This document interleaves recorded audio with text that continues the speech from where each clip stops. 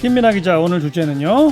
보수 언론의 진정한 관심사입니다. 예. 오늘 아침 MBC 라디오 김종배 시선집중에 윤도한 청와대 국민소통수석이 출연을 했는데요. 위안부 문제에 전혀 관심이 없던 언론사가 윤미향 당선인 의혹을 가장 열심히 보도하고 있다. 과연 진짜로 위안부 문제에 관심이 있어서 보도하는 거냐, 이렇게 반문했습니다. 예. 보수 언론이 윤미향 당선인 논란을 활용을 해서 이제 문재인 정권을 공격하는 데만 관심이 있다, 뭐 이런 취지의 주장인데요. 제가 볼 때는 보수 언론이 이 문제에 관심이 없다라기보다는 관심이 매우 많았는데 방향이 문제였다 이런 생각이 좀 들었습니다. 예, 그렇죠. 무슨 뜻이죠, 그게? 그러니까 사태가 이렇게 되기 전에도 보수 언론은 이 정권이 국민들의 어떤 반일 의식을 이용해서 뭔가 정치적 이득을 챙기고 있다, 이 주장을 강조를 계속 해왔는데요. 정부가 2015년 일본군 위안부 합의를 사실상 파기하고 별다른 대안도 내놓지 않아서 한일 관계에 있어서의 신뢰가 깨졌고, 그게 이제 최근에 수출 규제 문제로까지 이어지고 있다, 이런 주장을 계속 해왔습니다. 그런데 이제 보수 언론이 이런 시각을 가지는 것 자체는 뭐 있을 수가 있는 일인데요. 하지만 이게 이제 어떤 이간질이나 왜곡, 여기까지 이르는 것은 문제다, 이런 말씀입니다. 이간질, 왜곡 이런 표현을 쓴 이유는? 이 조선일보가 최근에 수차례에 걸쳐서 윤미향 당선인이 이 이용수 할머니와의 어떤 그 첫 통화 경험을 페이스북에 쓴 대목을 이거 이제 왜곡 보도하고 이걸 근거로 해서 사설을 쓰기도 하고 뭐 이런 일들이 있었습니다. 이게 뭐냐면 윤미향 당선인이 처음에 이용수 할머니랑 전화할 때 이용수 할머니가 내가 아니라 내 친구 얘기다라고 하면서 신고 전화를 했다, 이 얘기를 썼는데요. 예. 근데 조선일보는 이게 이용수 할머니가 피해자가 아닐 가능성을 윤미향 당선인이 흘린 것이다라고 해석을 하고 있습니다. 그리고 윤미향 당선인이 2015년 합의 내용을 알게 되는 과정에 대해서 이용수 할머니의 기억이 달라져 있었다, 이렇게 해명한 것에 대해서도 그것은 이용수 할머니가 치매에 걸렸다는 얘기다라고 또 해석을 했었는데요. 하지만 치매에 걸렸다는 표현은 윤미향 당선인이 쓴 일이 없죠. 특정한 상황에 대한 기억이 다르다는 얘기였을 뿐인데 이걸 이제 치매라고 이제 했습니다. 네. 처음 통화하면서 내가 아니라 내 친구가요, 이랬다는 거는 참 본인 스스로 그걸 드러내기가 쑥스럽고 그래서 삼켰던 거라는 게 다 밝혀진 거 아니에요?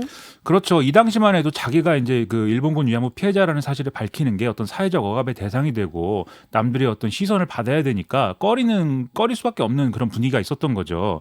윤미향 당선인이 쓴 다른데 기고한 글에도 이제 그런 사정들이 나와 있는데요.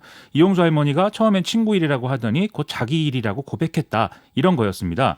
그런데 조선일보는 또 이 글을 내용을 보도를 하면서 윤미향 당선인이 과거에는 이용수 할머니가 피해자가 맞다고 하더니 이용수 할머니가 기자회견을 하니까 이후에는 피해자가 아닐 수도 있다라고 주장을 하고 있다라면서 불순한 의도이다라고 또 썼습니다. 그렇게 주장한 바가 없지 않나요? 그렇죠. 그렇게 주장한 바는 없죠. 근데 이렇게 비틀어서 해석해요, 참. 이게 일본의 극우 인사들이 이용수 할머니는 가짜 피해자다, 이 주장을 하고 있거든요. 그리고 국내의 극우 인사 일부도 사실상 이런 주장들을 그대로 받아서 또 하고 있습니다. 최근에 뭐 세상에 많이 알려진 변모 씨라고 있는데, 이 변모 씨가 최근에도 정체를 밝히라, 이렇게 기자회견을 또 하기도 했는데요. 그러니까 조선일보 입장에서는 이 가짜 피해자설이 주된 관심사이기 때문에 윤미향 당선인 글은 이렇게밖에 이제 해석이 안 되는 거죠. 그리고 여기에 윤미향 당선인과 일본군 위안부 피해자들 사이를 이간질해서 이 정의기억연대의 대표성이라든가 이런 거를 약화시키려는 의도도 있어 보이는데요. 이를 통해서 이제 반일 노선을 공유하는 이 정권과 정의기억연대가 주도한 위안부 합의 파기는 잘못됐다, 이 얘기까지 하고 싶은 거 아니겠느냐라는 겁니다. 그리고 이제 그 이용수 할머니가 이렇게 뭐 얘기를 하는 것에 대해서 사실 왜곡을 하는 부분도 있는데요. 보수 언론이 일본군 위안부 피해자들이 일본 정부가 출연한 돈을 받으려고 했는데 윤미향 당선인과 과거의 정대협이 이걸 막고 방해했다, 이런 주장을 근거로 해서 이제 이런 지적하고 있다는 거죠. 예. 하지만 윤미향 당선인은 오늘도 화해치유재단의 돈을 수령할 의사가 있는 피해자들이 돈을 받는 것 자체에 반대한 적이 없고, 오히려 이 피해자들을 비난해서는 안 된다, 이런 얘기를 이제 수요 집회 등에서 주장해 왔다고 해명을 했고요. 그리고 이용수 할머니도 사실은 이 돈을 받지 않겠다라고 하는 입장이죠. 그렇죠. 그러니까 다시 돌아가서 2015년 합의가 잘 된 거라고 말하고 싶은 건가요? 뭔가요? 이제 그렇게 볼 수가 있겠는 게, 최근에 이명박 정권 때 청와대 외교안보 수석을 지냈던 천영우 씨가 요미우리 신문하고 인터뷰를 해서 논란이 되지 않았습니까? 그런데 천영우 씨가 일본 언론과 인터뷰하기 전에 이미 중앙일보를 통해서 똑같은 주장을 했었습니다. 그래서 이명박 정권 때 일본 정부가 일본 총리의 사과와 피해자들에 대한 인도적 지원을 골자로 한 합의안을 가져왔었는데, 이 안에 대해서 당시 피해자들은 좀 긍정적인 입장이었지만 하지만 윤미향 당선인과 정대협이 곤혹스러워하더라. 결국 이 운동단체 간판 내리기 싫어서 이 한일 갈등을 일부러 지속해 오도록 한 거 아니냐. 이렇게 이제 주장을 하고 있는 거거든요.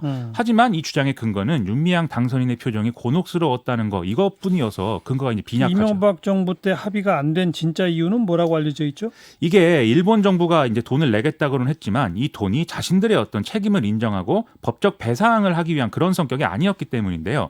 그래서 이 쟁점이 해소되지 못한 상태에서 양국이 선거에 돌입을 하면서 이게 이제 흐지부지 됐었습니다. 예. 물론 이 합의에는 정대협이 반대를 했겠죠. 하지만 그것 때문에 지금 합의가 안 된 것도 아닌데 그럼에도 이제 이런 주장을 또 하는 건 과거 정부의 어떤 해법들이 옳았다라는 주장을 이 기회에 하고 싶어서라고 밖에 볼 수가 없다는 겁니다. 이게 거슬러 가면 김영삼 정부 때부터 일본은 돈으로 해결하려고 했잖아요. 그렇습니다. 네. 번번이 그거는 정부 차원에서도 거부하고 했던 거 아닙니까? 그렇습니다.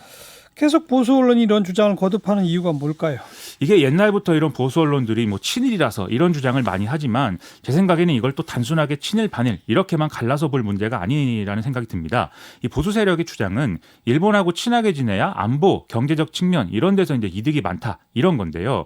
그런데 이제 일본군 위안부 피해자 문제나 강제징용 판결 등이 이제 그걸 막고 있기 때문에 수단과 방법을 막론하고 빨리 눈앞에서 치워버리고 싶고 그러다 보니까 이제 정의기억연대의 대표성 이런 것들에 문제 제기를 하는 거라는 거죠. 하지만 우리가 뭐 합의를 하다 보면 미진한 합의를 할 수가 있어도 일본이 역사를 직시하고 자신들의 만행을 최소한 기록으로 남기는 쪽으로 상황을 조금이라도 움직여야 되지 않겠습니까?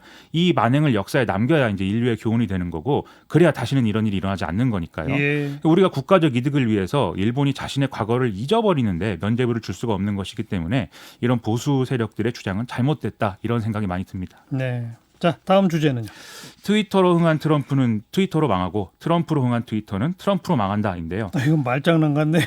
그렇죠. 최근에 트럼프 대통령이 소셜 미디어에 대한 규제 강화를 얘기하면서 이제 최근에 오늘 이제 행정명령에 서명을 했는데요. 소셜 미디어에 대한 규제 강화를 담은 내용입니다. 예. 근데 최근 트위터와의 갈등이 이런 상황을 촉발시켰다고들 보고 있어서 좀 황당해졌습니다. 네. 그 우선 내용을 좀 소개해 주세요. 트럼프 대통령이 지난 26일에 우편 투표가 선거 조작으로 이어질 수 있다 이렇게 트위터에 썼는데요. 뭐 우리도 선거 조작 얘기는 낯설지 않은 얘기인데 예. 그런데 트위터가 최근에 이제 코로나19 사태라든지 이런 것들 때문에 잘못된 정보를 누가 올리면 그런 트윗에는 좀 팩트 체크가 필요하다 이런 표시를 하고 있습니다. 그런데 트럼프 대통령이 이 트윗을 올리니까 여기에 이제 팩트 체크가 필요하다는 표시를 하면서 논란이 된 건데요. 예. 트럼프 대통령은 이 직후에 트위터를 향해서 강력하게 규제를 하거나 폐쇄하는 큰 조치를 취할 거다라고 이제 얘기를 했고 그 직후에 이제 행정명령에 서명을 한 겁니다. 행정명령 내용은 뭐예요? 그동안 미국 법은 이 웹사이트에 이용자가 올린 글 때문에 사이트 운영자가 법적 책임을 진다든지 이런 일들은 피할 수 있도록 이제 해왔는데요. 하지만 트럼프 대통령은 트위터라는 매체가 정보의 전달자에 불과하다면 이런 보호 조치가 가능하지만 이렇게 팩트 체크를 하는 걸로 볼 때 트위터도 편집권을 가진 언론으로 기능하는 것이므로 게재되는 내용에 대해서 법적 책임을 져야 된다라고 주장을 했습니다. 즉 이게 입법으로까지 이어질 경우에는 누가 트위터에 가짜 뉴스를 올리면 올린 사람은 물론 그게 올라오게 한 트위터도 책임을 져야 되는 일이 이제 벌어질 수 있게 된다. 이런 얘기인 거죠. 트위터에 대해서 트럼프 대통령이 보복을 한 셈이네요.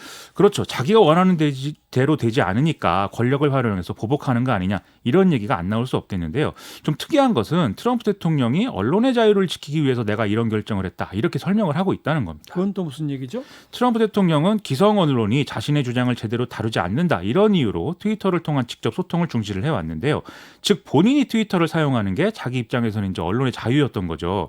그런데 트위터가 자기가 가짜 뉴스를 쓸 자유를 억압을 하니까 자기가 가진 권력을 사용해서 이걸 혼내주는 걸로 다시 자기 자유를 찾겠다. 이런 건데요. 그러면 결론적으로 트럼프의 언론의 자유는 자기 자신의 자유일 뿐이다라는 걸 드러낸다는 겁니다. 네, 참 이상한 얘기네요.